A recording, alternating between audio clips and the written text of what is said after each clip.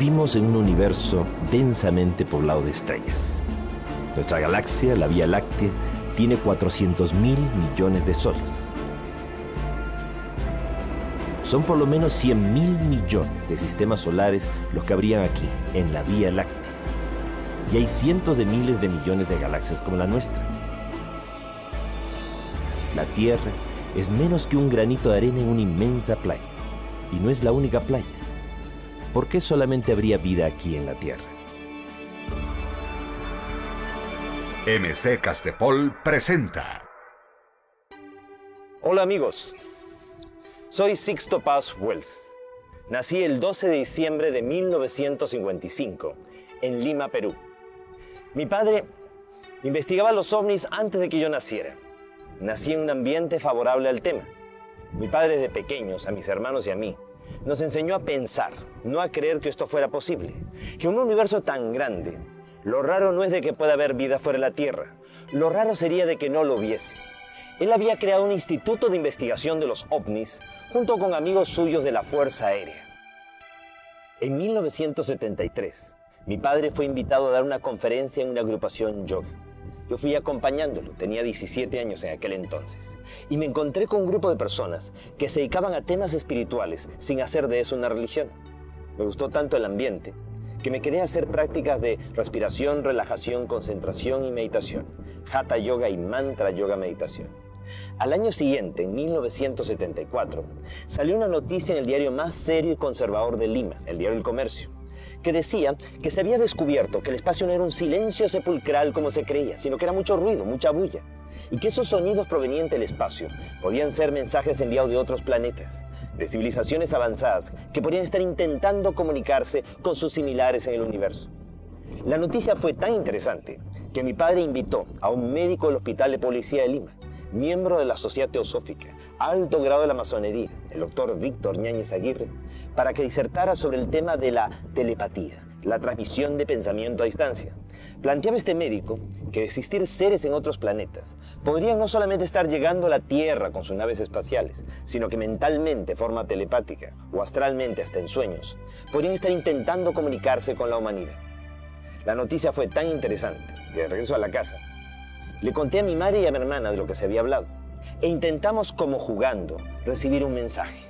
Mi madre, mi hermana y yo nos sentamos en torno a una mesa, pusimos unas hojas de papel y un lápiz y acordamos que al primero que le viniera a la mente una idea que considerara que no fuera suya, la iba a anotar en el papel y después íbamos a ir concatenando las ideas buscando un probable mensaje.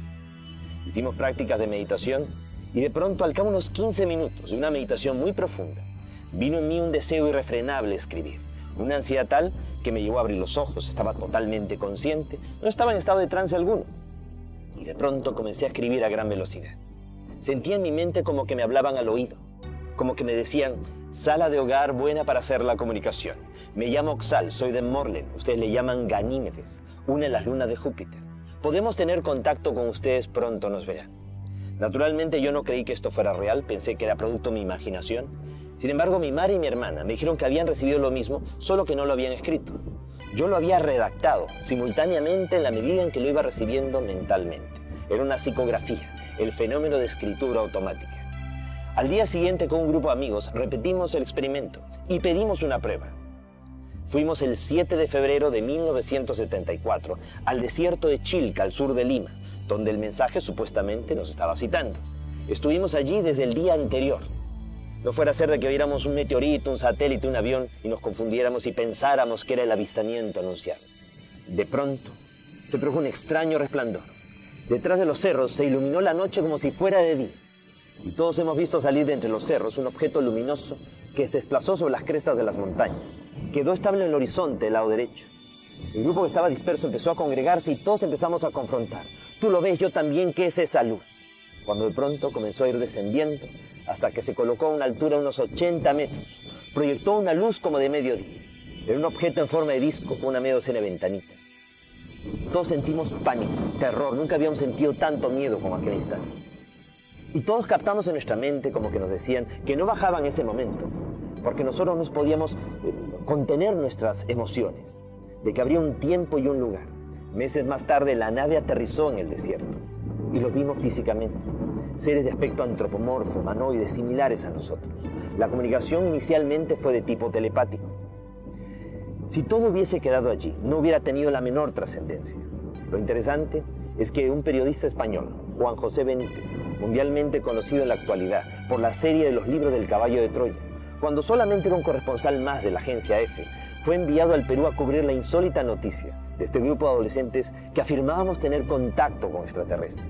Él nos acompañó al desierto de Chilca y él, a la hora exacta del día de la cita, según nuestros mensajes, pudo ver aparecer en el cielo, para él, 2 ovnis, objetos voladores no identificados.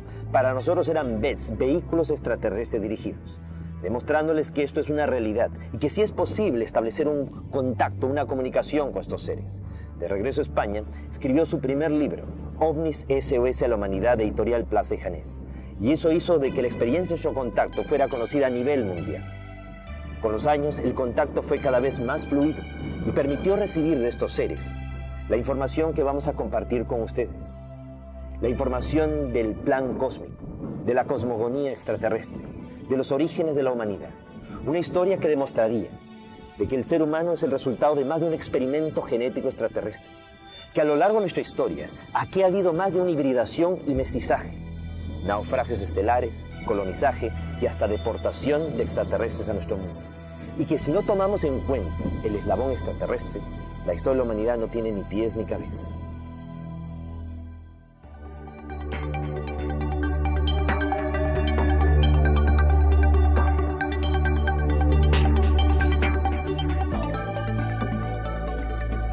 OVNIS, nuestro pasado extraterrestre, el plan cósmico.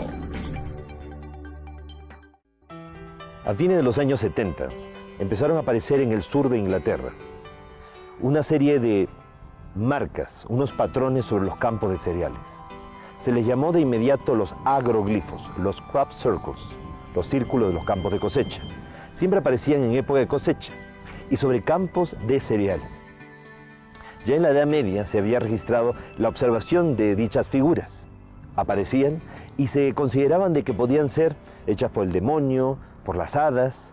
Se les llamaba justamente Círculo de las Hadas y se advertía a la gente de que no se metieran en ellos porque podrían desaparecer. Cuando empiezan a aparecer estas figuras en los años 70, inicialmente eran figuras geométricas, círculos, triángulos, rectángulos. Inicialmente, cuando solamente eran círculos, se pensó que podían ser un fenómeno de geomagnetismo o algún tipo de remolino de viento, de pequeño tornado. Pero cuando ya las figuras se fueron tornando más complejas, estéticamente más bellas y más grandes, ya realmente hubo un interés, una preocupación por investigarlas.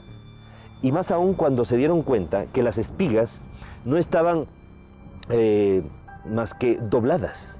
O sea, no estaban rotas, no era el fraude de una persona que las había pisado o algo demasiado violento, sino algo tan sutil que simplemente las había doblado y había una extraña como mutación en los cristales de los granos de las espigas, lo cual demostraba que había habido una fuerza magnética, una energía que había plasmado las figuras.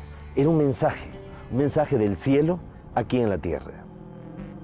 Logró videograbarse el momento mismo, en 1996, en Oliver Castle, que unas esferas luminosas comienzan a revolotear sobre los campos de cosecha e imprimen en fracciones de segundo este tipo de figuras. El 17 de agosto del año 2001, nuevamente al lado del radiotelescopio Shilbolton, aparecen un juego de 2 figuras. Inicialmente un rostro gigantesco tridimensional. A nivel del suelo no hay nada que nos haga pensar que ahí hay un rostro. Simplemente son montoncitos de trigo amontonados. Pero ese rostro no nos es desconocido. Es el mismo rostro de Sidonia en Marte. Aquel rostro que fue descubierto en una montaña sobre la superficie de Marte. ¿Y qué es la otra figura? Una figura rectangular que termina siendo la respuesta a un mensaje que fue enviado de la Tierra el 16 de noviembre de 1974. En aquella ocasión, Frank Drake, el amigo de Carl Sagan, utilizando el gran radiotelescopio de Arecibo en Puerto Rico, envió una onda de radio al cosmos, al espacio, a la M13, a la gran nebulosa de Hércules, a 24.000 años luz de distancia, con la esperanza de que si alguna vez alguna civilización inteligente la captara, nos respondiera. Las ondas de radio viajan a la velocidad de la luz. casi 300.000 kilómetros por segundo. Esa onda de radio se demoraría 24.000 años en ir, y si nos respondían, la respuesta llegaría después de 48.000 años. ¿Quién estaría para recibir la respuesta? Sin embargo, la respuesta llegó no después de tanto tiempo, sino después de 27 años, y no a través de ondas de radio, sino a través de una impronta, una impresión sobre los campos de cereales.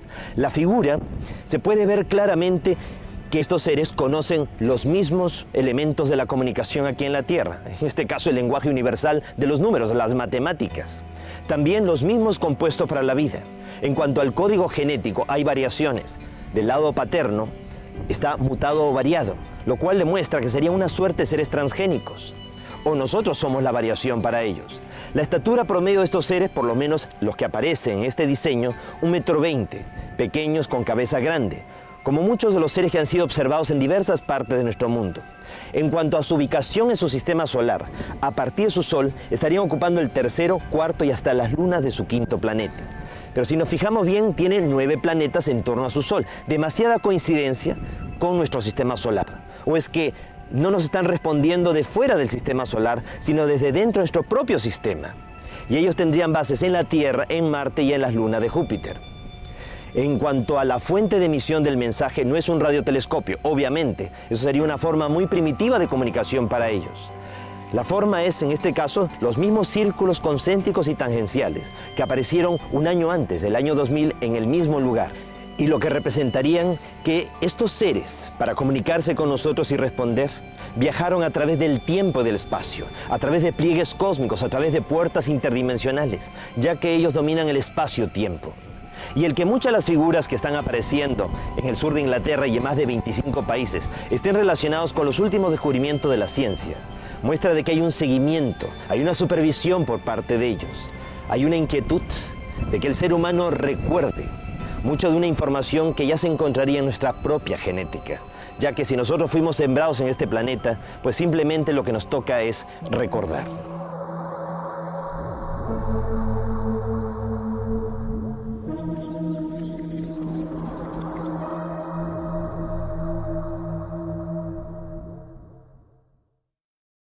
Poco a poco los científicos han ido descubriendo de que hay múltiples dimensiones. Somos pues seres multidimensionales. Vivimos en un universo material de 7 dimensiones. Y para actuar en ese universo material tenemos 7 cuerpos. Uno de ellos el cuerpo denso, físico, material. Después está el cuerpo astral, que es el cuerpo de las emociones y los deseos. Unido al cuerpo físico a través de un cordón umbilical de energía que se conoce como el cordón de plata y que se quiebra cuando una persona muere. El tercer vehículo es el ego inferior, que es el carácter y la personalidad. Cuando una persona muere, se muere el cuerpo físico, se muere el cuerpo astral y también va muriendo el carácter y la personalidad con nosotros. El cuarto vehículo es el mental superior, el cuerpo de las facultades psíquicas, nuestra percepción extrasensorial. El quinto vehículo es el alma, la catedral del espíritu, el acopio de las experiencias de nuestras vidas anteriores. El sexto vehículo es el espíritu, la conciencia. Y el séptimo vehículo, la esencia. 7 cuerpos para actuar en las 7 dimensiones de este universo material. Más allá de la séptima dimensión, como en la música, en una octava superior, habría un universo paralelo a este, que no sería material, sino mental. Y los seres que proceden de allí serían los que nosotros conocemos como los ángeles, los arcángeles, tronos, principados, querubines, serafines, potestades, dominaciones. Octava, novena y décima dimensión correspondería a ese universo mental. Y más allá, a partir de la 11ª dimensión, habría un tercer universo que sería espiritual. El universo espiritual habría creado al universo mental, el universo mental al universo material. O sea que Dios directamente no nos habría creado a nosotros, sino a través de jerarquías intermedias, a través de un grupo de seres ultraterrestres, seres del universo mental, que nosotros conocemos como los Helel, los resplandecientes, los hijos de Dios. Las primeras civilizaciones que surgieron en esta última creación tuvieron un desarrollo muy auspicioso. En poco tiempo avanzaron mucho y muy rápido. Pasaron de la primera a la segunda, a la tercera, de la tercera a la cuarta dimensión de la conciencia. O sea, los seres evolucionaron, surgieron civilizaciones con un avance evolutivo muy acelerado. Y en la medida en que iban evolucionando estas civilizaciones, iban ayudando a otras a evolucionar en una larga cadena de solidaridad. Pero aquellos que iban adelante, llegó un momento en el cual se estancaron evolutivamente. De pronto, quienes estaban en la quinta, la sexta dimensión, no pudieron ser más avanzados, no pudieron seguir progresando. ¿Por qué? Los primeros tres vehículos, el cuerpo físico, el astral y el mental inferior, constituyen lo que se conoce como el plano de la conciencia material. Nos conectan a través del plano material con el universo material de 7 dimensiones. El mental superior, el alma y el espíritu constituyen el plano de la conciencia mental y nos conectan a través del plano mental con el universo mental, con esas 3 dimensiones del universo mental, octava, novena y décima dimensión. Y el séptimo vehículo, que también podríamos dividirlo en 3, voluntad, sabiduría y amor, nos conectan a través del plano espiritual con el universo espiritual que sería de la 11ª dimensión para adelante. Aquellas civilizaciones que han alcanzado la tercera, la cuarta, la quinta, la sexta dimensión de la conciencia, no solamente han evolucionado a nivel de la conciencia material, sino también a nivel de la conciencia mental. Ellos han tenido un gran desarrollo mental, pero se han estancado en ese nivel. O sea, no han logrado conectar con la conciencia de lo espiritual. ¿Por qué? Porque quienes fueron sus guías, sus orientadores, eran los seres del universo mental. Ellos propiciaron o auspiciaron el desarrollo y la evolución de las primeras civilizaciones en esta última gran creación.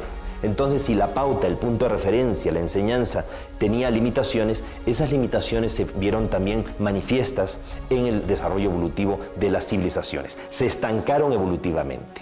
Entonces se habría producido, según lo que los extraterrestres relatan en las experiencias de contacto, un concilio cósmico en el cual los seres ultraterrestres, los seres del universo mental, los Heli, los padres creadores, dialogaron para tratar de entender cuál había sido el error que se había cometido en esta última creación.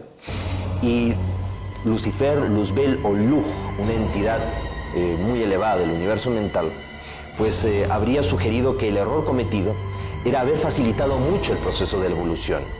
El no haber creado las condiciones de pronto para que una fuerza de oposición lo suficientemente grande, pues exigiera el máximo esfuerzo, el mayor mérito a estas civilizaciones que fueran surgiendo. Entonces él sugería introducir en el universo material entidades disociadoras, seres del universo mental que actuaran como demonios, entre comillas, que dificultaran al máximo el proceso evolutivo. Eso restauraría la dinámica interrumpida.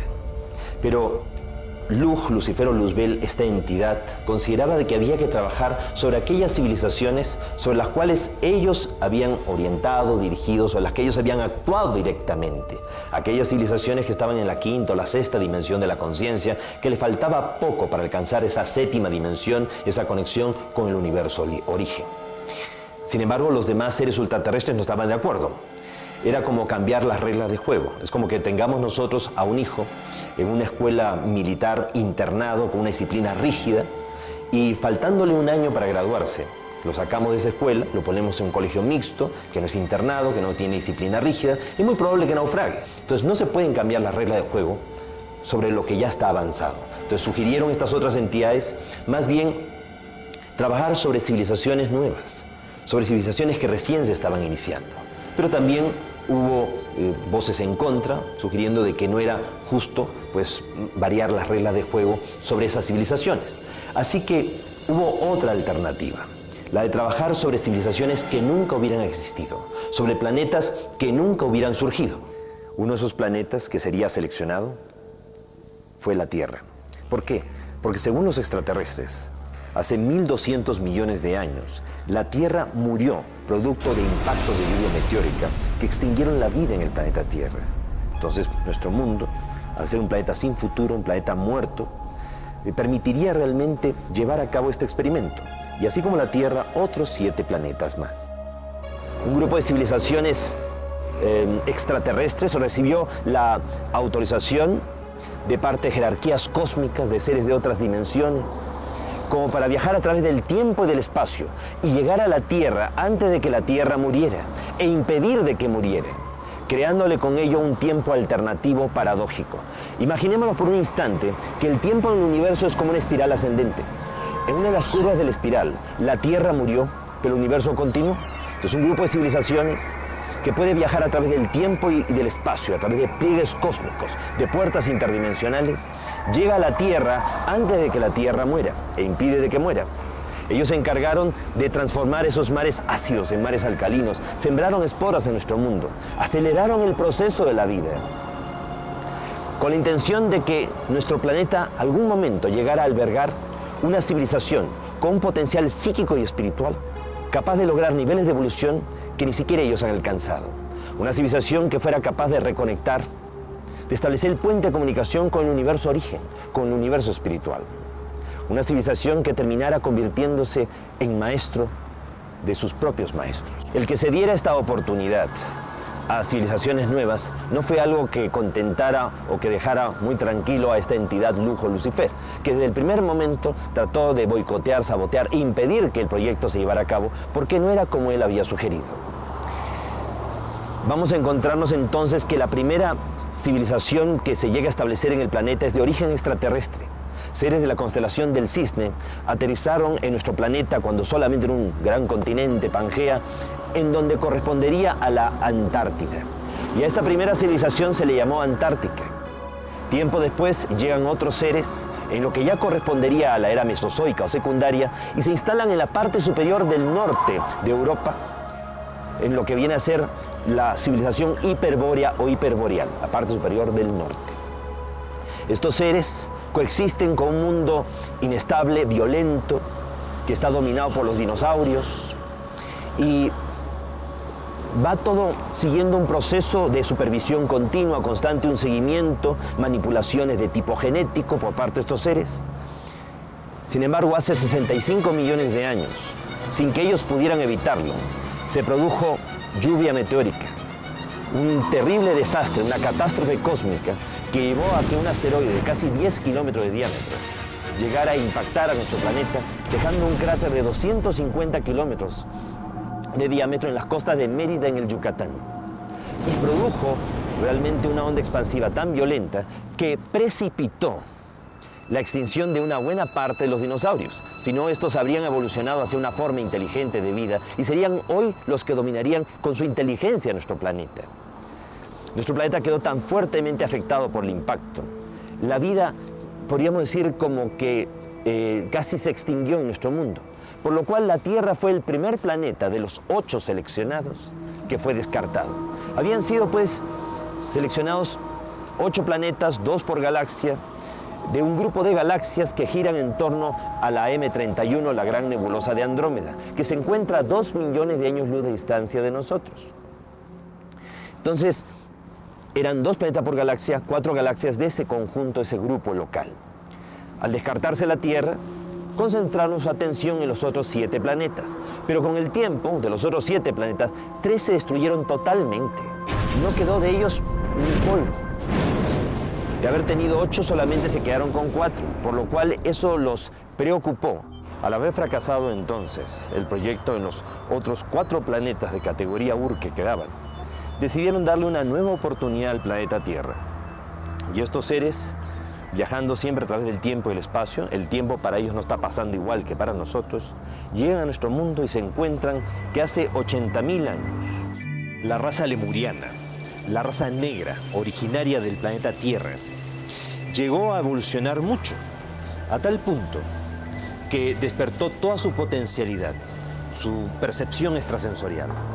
Los seres humanos de aquel entonces fueron capaces de descubrir de que vivíamos en un tiempo alternativo, diferente al real tiempo del universo, y que ese tiempo podía ser flanqueado, que podía ser atravesado.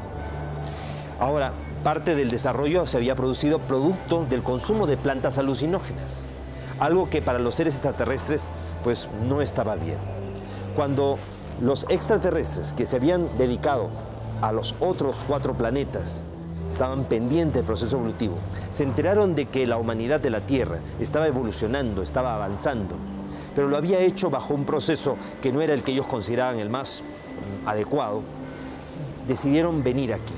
Y hace unos 30.000 a 35.000 años de los nuestros, se produjo un terrible retroceso. Estos seres habrían contribuido, los extraterrestres, a un olvido colectivo de la humanidad. Es algo que se menciona en el libro de la Biblia, en el capítulo 11 del Génesis, cuando se refiere de la Torre Babel. Hubo una época de la historia de la humanidad en que los seres humanos hablábamos un solo idioma, o sea, teníamos desarrollado la telepatía, la percepción extrasensorial, y habíamos sido capaces de construir una escalera al cielo, o sea, una conexión con lo superior, con esas otras realidades. Dice la Biblia que los Elohim tuvieron temor de que al ser humano no les resultara nada imposible, así que ellos decidieron intervenir para hacernos olvidar.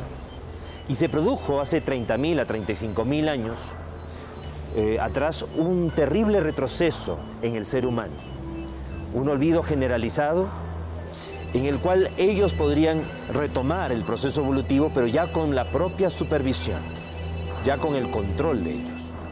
Fue así como hace 25.000 años de los nuestros, dos grandes civilizaciones, los seres de Orión y los seres de las Pléyades, fueron enviados por este Consejo Galáctico para intervenir en nuestro planeta en calidad de guardianes y vigilantes. Unos eran los seres de Orión y otros los seres de las Pléyades. No todos los Oriones tenían apariencia antropomorfa, humanoide. Habían unos con aspecto reptiloide.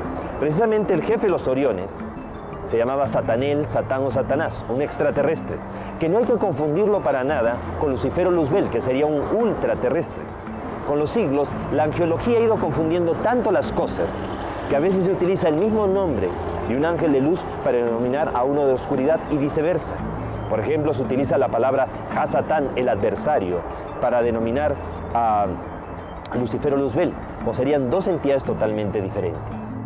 Fue así entonces que llegan estos guardianes y vigilantes. La idea era hacer un seguimiento del proceso de la evolución de la humanidad. Se había producido un terrible retroceso, como mencionamos.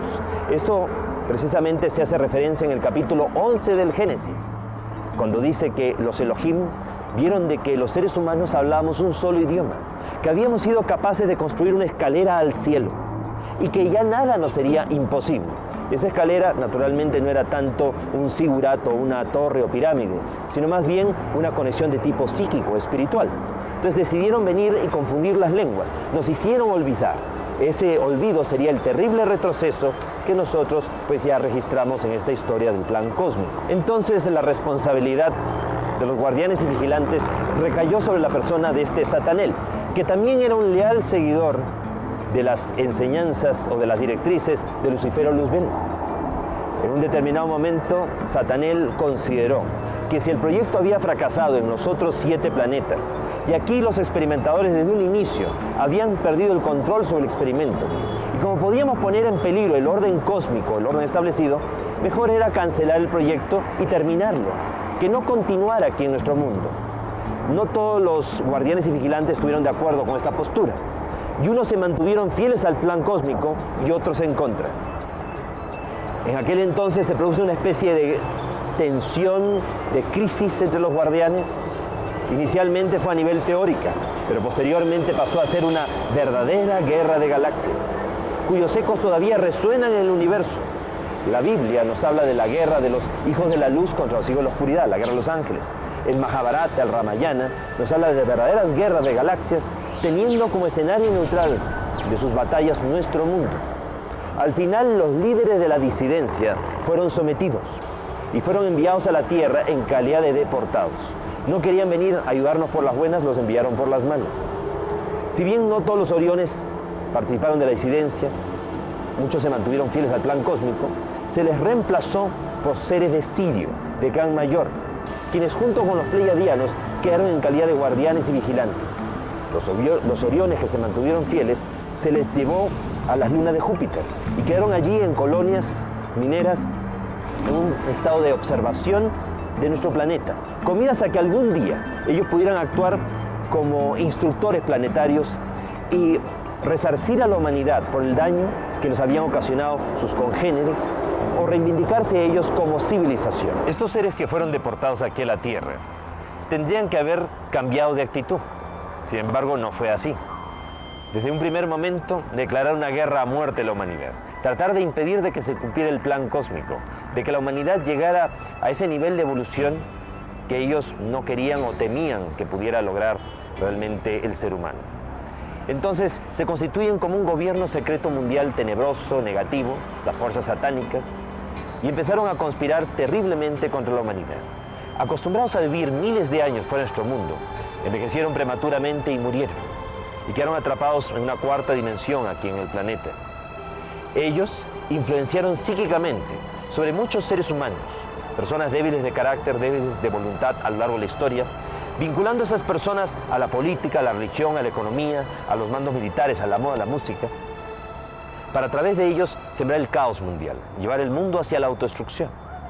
Fueron estos seres de este gobierno tenebroso, negativo, los que habrían también influenciado de alguna manera sobre los pleiadianos, como para que cometieran la grave transgresión de tener relaciones sexuales con seres humanos de la Tierra. Fue Semiasaz, el jefe de los 200 pleiadianos, que habrían tenido contacto sexual con los seres humanos de la Tierra. Es lo que se menciona en el libro del Génesis capítulo 6 cuando dice: cuando los hombres comenzaron a poblar la tierra engendraron hijas, y viendo los hijos de Dios, los ángeles del cielo, que las hijas de los hombres eran hermosas ante sus ojos, tomaron de entre ellas cuantas quisieron y procrearon de estas los antiguos héroes de antaño. Fueron así pues estos 200 extraterrestres los que habrían tenido contacto sexual y se habrían producido híbridos, mestizos, que fueron reunidos en un grupo de 10 islas, la mayor de ellas, la isla de Undal, en el Océano Atlántico. Allí establecieron su capital en Poseidonis o Poseidópolis, tal como lo menciona Platón en sus diálogos, el Critias y el Timeo, y también en la República. Fue tal el conocimiento y la tecnología recibida de parte de los padres extraterrestres hacia los atlantes, que eso le permitió a ellos desarrollar grandes laboratorios de experimentación. Ellos manipularon los cerebros y la genética de delfines y ballenas, lo que habría contribuido al avance de estos seres. También le permitió a los atlantes viajar más allá de nuestro planeta, viajar hacia las estrellas. Ellos habían tenido la intención de establecer colonias en Maldek, Tyr, Mayona, un planeta que existiría entre Marte y Júpiter, y utilizarían Marte como trampolín para poder llegar allí. Como esto iba a permitir que los atlantes se alejaran del proceso evolutivo de nuestro planeta y no lo afectaran, pues también se les colaboró, se les permitió. Por eso encontramos en Marte un rostro gigantesco, descubierto en 1976 por las sondas Vikingo 1 y Vikingo 2, en la zona de Sidonia. También pirámides en la zona de Eliseo y lo que parecen ser ruinas de grandes ciudades en la zona de Utopia. Los atlantes habrían coexistido con una raza originaria de Marte que viviría en el subsuelo de Marte, quienes habrían recibido a los atlantes con curiosidad. La tecnología recibida, el gran avance desarrollado por los atlantes, llevó a una serie de destrucciones de esta civilización. Es más, ellos atrajeron a un asteroide de órbita errática, llamado en aquel entonces Marduk, que habría impactado contra Tyr, Mayona o Maldek, y la lluvia meteórica generada habría impactado y destruido las colonias que se habían establecido en Marte. Toda esa lluvia meteórica habría alcanzado la Tierra, primero impactando contra la Luna. En aquel entonces la Tierra atrapó dos grandes fragmentos que quedaron como lunas adicionales, de tal manera que en un momento en la historia planetaria tuvimos 3 lunas. Esas 2 lunas adicionales habrían sido posteriormente absorbidas por el planeta. Una de ellas impactó en el Océano Pacífico, dejando como huella de impacto la fosa de las Filipinas de 11 kilómetros de profundidad. Tiempo más tarde, la otra luna también cae e impacta en el Océano Atlántico, en el Caribe, dejando como huella de impacto la fosa de Puerto Rico de 9 kilómetros de profundidad y creando una zona de aberración magnética donde las líneas de fuerza que van de polo a polo en nuestro mundo tienden a enrollarse y se forman remolinos, vórtices de fuerzas electromagnéticas que colapsan el espacio-tiempo y abren puertas hacia otras dimensiones. Estas grandes destrucciones habrían precipitado también la última gran glaciación hace 11.500, 12.000 años y habrían cubierto de hielo la Antártida, que era un continente donde se encontraba el último periodo de la Lemuria, el periodo de Mu, el mayor avance que habría desarrollado la raza negra originaria del planeta Tierra después de la intervención de los guardianes y vigilantes. Hubo entonces que evacuar, rescatar a los murianos y llevarlos fuera de allí. Se les llevó hacia Mesoamérica, hacia México, y por eso es que surge la civilización olmeca. Los últimos descubrimientos arqueológicos hechos en el estado de Guerrero, en la costa del Pacífico mexicano, demuestran que los Olmeca eran miles de años más antiguos de lo que se pensaba. Y eso explicaría por qué los rasgos negroides de esta civilización. Los Olmecas se representan también en estelas, en grandes esculturas de piedra, tripulando naves espaciales, algo que después vamos a ver repetido en la propia civilización maya.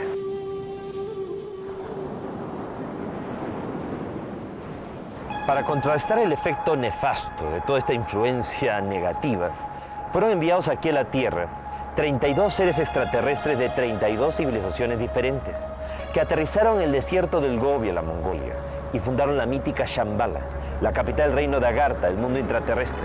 Y habrían establecido una red de túneles y galerías, grandes depósitos, archivos del conocimiento, de la historia perdida de la humanidad, con miras a que algún día los hombres de buena voluntad pudiéramos acceder a dicho conocimiento. Y pudiéramos despertar conciencia, recordar cuál es esa misión dentro del plan cósmico que se nos ha asignado. Aprender a amar y enseñar a otros a amar, pero el amor en su exaltación suprema, en su esencia. Después del desastre que supuso la destrucción de la Atlántida y el último periodo de la Lemuria, los extraterrestres, los guardianes y vigilantes, decidieron acelerar el proceso de la humanidad. Y fue así que concentraron sus esfuerzos en Mesopotamia. Surge el proyecto Sumerio. Sumer o Sumeria se traduce como el país de las naves espaciales.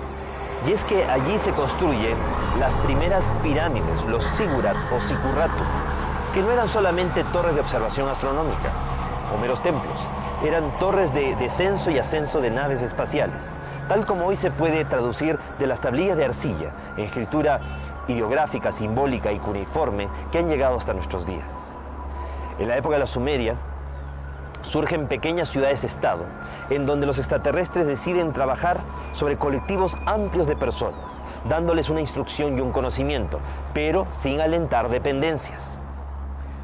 La civilización sumeria va logrando un gran desarrollo, y los propios sumerios eligen a los patesi o los ensi, representantes del pueblo, para que mantengan la comunicación fluida con los An, con los dioses del cielo, que no todo el tiempo estaban aquí, sino que venían de vez en cuando. Y cada vez que venían, pues había ese intercambio de información y conocimiento. Pero en aquel entonces, la cuarentena planetaria que ejercían los guardianes y vigilantes no era tan rígida, lo cual permitió que no solamente los An, los dioses con D minúscula del cielo, extraterrestres con buenas intenciones dentro del plan cósmico, vinieran aquí, sino también llegaran los Anunnaki, los hijos del príncipe, seres de aspecto también reptiloide vinculados a Satanel y a las fuerzas satánicas. Y de vez en cuando actuaran en nuestro mundo de una forma como muy negativa, tratando de enfrentar a los sumerios entre sí. Se produjeron grandes guerras entre las ciudades sumerias y fueron alentando el desarrollo muy violento de otros pueblos como los acadios, quienes terminaron extinguiendo o destruyendo a los sumerios.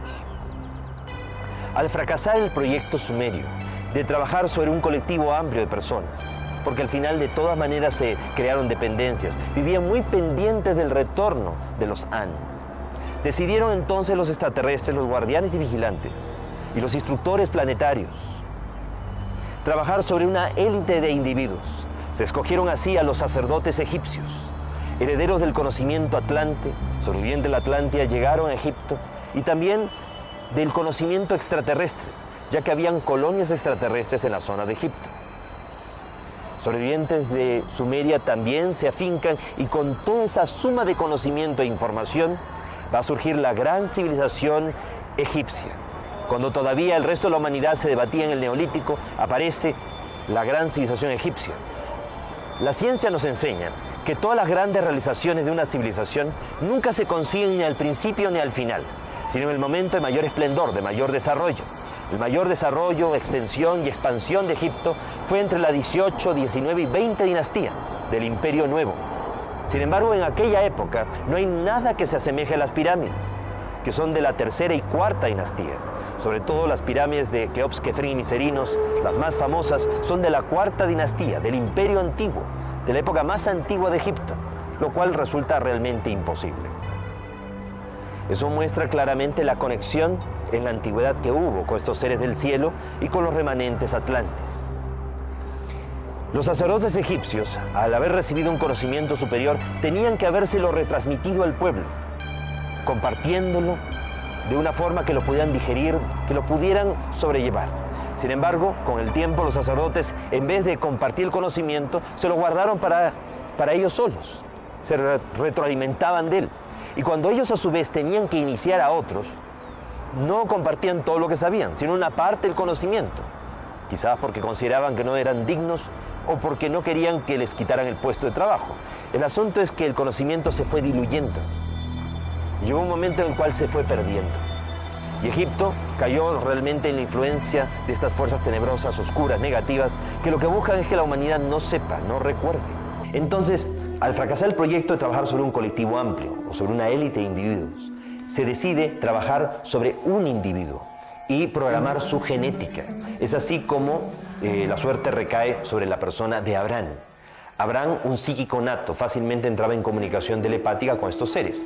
Y además era un hombre tan inteligente, con un criterio tan amplio, que aceptó en esa época en que había 1001 templos a 1001 dioses, la idea de un solo Dios, conceptos, como digo, muy, muy avanzados. Entonces, la idea fue programar la descendencia de Abraham.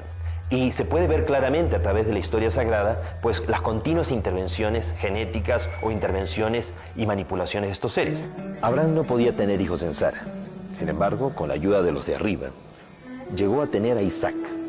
Isaac se casa con Rebeca, pero Rebeca tampoco podía tener hijos. Sin embargo, con la ayuda, concibió a Esaú y Jacob. Jacob se casa con Lía, su prima, y luego con Raquel, a la que realmente amaba, pero ella también era estéril. Con la ayuda de los de lo alto, con la ayuda de estos seres de otros mundos, llegó a concebir a José, el de los sueños premonitorios y precognitorios, el del don de profecía, el que interpretó los sueños del faraón. Sansón, hijo de padres estériles. Samuel, lo mismo. María la Virgen, hija de Joaquín y Ana, no podían tener hijos. Sin embargo, con la intervención del cielo, nace María, creando las condiciones de pronto para que en su momento llegara Jesús, que no era un extraterrestre, sino un terrestre extra, que es diferente. En el Nuevo Testamento está la historia de Jesús. Jesús habría sido una persona, un ser humano de la tierra, que a través de múltiples encarnaciones en este planeta, alcanzó un alto nivel de evolución. Ya no necesitaba reencarnar. Sin embargo, por amor a la humanidad, aceptó volver. Y durante 30 años de su vida, Jesús se preparó para que durante los 3 años de vida pública, en él se produjera una simbiosis cósmica, una transmigración, por la cual un ser de la categoría de los hijos de Dios, un Gelel, un resplandeciente, uno de los padres creadores, Micael o Miguel, se fusionara con él, coexistiera durante esos 3 años y lo acompañara en la realización de su gran misión. ¿Y en qué consistía esa gran misión? Precisamente enseñarle a la humanidad de que el amor es la fuerza más poderosa del universo, capaz de vencerlo todo, de transformarlo todo, incluso vencer la muerte. Y entendiendo el amor como el respeto, la comprensión, la tolerancia y el perdón entre los seres humanos. Llegará un día, según el Apocalipsis, en que la humanidad accederá a un conocimiento que durante mucho tiempo le estuvo oculto. El día que la humanidad accede a ese conocimiento, las fuerzas de la oscuridad quedarán sometidas a la humanidad por 1000 años. Al cabo de esos 1000 años, que empezarían a partir del 22 de diciembre del año 2012, empezaría el verdadero milenio y al final de ese milenio se esperaría que la humanidad se ponga del lado de las fuerzas de la luz en una última gran batalla, la batalla de Armagedón. Pero ¿qué pasaría, digo yo, si el día que la humanidad sepa que hemos sido víctimas de una conjura cósmica en que fuerzas extraterrestres y ultraterrestres, nuestros padres creadores y aún hasta nuestros hermanos mayores han conspirado contra la humanidad? ¿Qué pasaría si en esa ocasión, en ese momento, en vez de que la humanidad luche contra la oscuridad en un acto de amor supremo, digamos, Padre, perdónalos porque se equivocaron, trataron de impedir la evolución del hombre sobre la tierra y por el contrario, hicieron que tuviera mayor valor, mayor significado? Fue tal la presión sobre el carbón, o sea, la humanidad, que al final la calidad del diamante fue excelente. Y se sellaría en ese momento una redención cósmica desde la Tierra hacia el cosmos. ¿Qué es lo que se espera que ocurra en los próximos años? Se espera que la humanidad acceda a un conocimiento que estuvo oculto, que salga a la luz mucha información que ha sido ocultada por parte de los gobiernos y las religiones. Y ese salir de la oscuridad hacia la luz, ese despertar, va a ser tan violento que mucha gente no lo va a poder resistir. Así que en los próximos meses, en los próximos años, se va a accesar a mucha información. Entre las cosas que la humanidad va a descubrir, va a ser de que estamos en un tiempo alternativo, paradójico, que no estamos en el tiempo real y que nos estamos acercando a una reconexión, a una sincronización de los tiempos. En los próximos meses, en los próximos años, vamos a ver un aceleramiento de todo el potencial psíquico, en sueños y conscientemente. También en los próximos meses, en los próximos años, se van a registrar cambios, grandes transformaciones en el planeta Tierra, a nivel ecológico, a nivel climático, catástrofes naturales de gran envergadura. ¿Por qué? Porque la Tierra está acercándose a un gran parto planetario, una gran transformación. Los mayas sabiamente supieron anticipar todo esto. Ellos consideraron de que a partir del año 2003, cada año simbólicamente iba a ser como un mes de gestación previo a un gran parto planetario. De ese gran parto que se espera que deba ocurrir de aquí al 22 de diciembre del año 2012, cuando se produzca este giro del tiempo. Ahora, ¿la humanidad estará en capacidad realmente de cumplir esa gran responsabilidad, esa gran misión que se le ha asignado? ¿Seremos capaces realmente en su momento de un perdón cósmico si antes no somos capaces de vivir en tolerancia y de perdonarnos y aceptarnos a nosotros mismos tal como somos y aceptar a nuestra familia, a los demás tal como son? Hoy las fuerzas tenebrosas están tratando de incentivar a como dé lugar el odio racial, el odio étnico, las luchas y enfrentamientos de tipo religioso. Entonces estamos en el mejor momento de la historia de la humanidad como para que demostremos un verdadero nivel de espiritualidad, procurando la unidad en la diversidad. Todo lo que nos une y no lo que nos separa. Recordemos, somos seres humanos en este hogar que es el planeta Tierra, un planeta que está predestinado para ser luz de los demás, en este caso, luz del cosmos. No somos el centro de la creación, pero sí el centro de una expectativa cósmica. Si no, tantas civilizaciones extraterrestres no estarían llegando desde tiempos inmemoriales a nuestro mundo. Estamos viviendo el momento más extraordinario de la historia humana, el momento de las grandes definiciones, y es el momento del gran despertar. O logramos transitar todos, o realmente no conseguiremos cumplir realmente el objetivo. Y no se necesita mucha gente para que el mundo cambie. Los Hopi, los indios pueblo, hablaban de 144.000 danzantes del sol, que tenían que mantenerse danzando durante la terrible noche oscura de la humanidad para asegurar el nacimiento del nuevo día. El Apocalipsis nos habla de 144.000 personas que lavaron sus vestiduras, o sea que despertaron conciencia. Como decimos, no se necesita mucha gente para que el mundo cambie. Lo que se necesita es que toda esa gente que vaya cambiando, pues ponga lo mejor de sí y se mantenga constante, comprometida en su proceso de cambio. Recordemos, vivimos en un universo sin límites. El único límite es nuestra ignorancia. No crean nada de lo que han escuchado. Piensen, reflexionen, pero sobre todo sientan, ya que la verdad está dentro de cada uno.